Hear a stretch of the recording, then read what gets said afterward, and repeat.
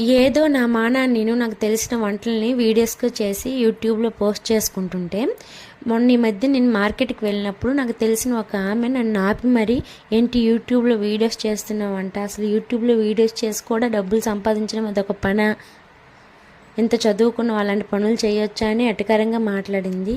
మరి మనం ఊరుకుంటామా అంత ఎటకరంగా మాట్లాడినప్పుడు? నేను కూడా గట్టిగానే ఇచ్చాను. సరే, మీరు నాకన్నా ఒక వీడియో బెటర్గా ఎడిట్ చేసి యూట్యూబ్లో అప్లోడ్ చేయండి, అప్పుడు ఒప్పుకుంటా మీరు గ్రేట్ అని, మీరు అన్నది కరెక్ట్ అని. గాడిదకి ఏం తెలుస్తుంది గంధం చెక్కల వాసన?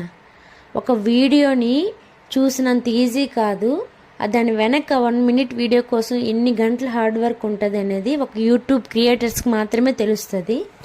మీలో ఎంతమందికి ఇష్టం ఈ స్వీట్ కార్న్ చాట్? నాకైతే చాలా ఇష్టం. మరి మీకు ఇష్టమైతే కామెంట్ చేయండి. వీడియోగా నచ్చితే లైక్ అండ్ సబ్స్క్రైబ్ చేసుకోండి అబ్బా.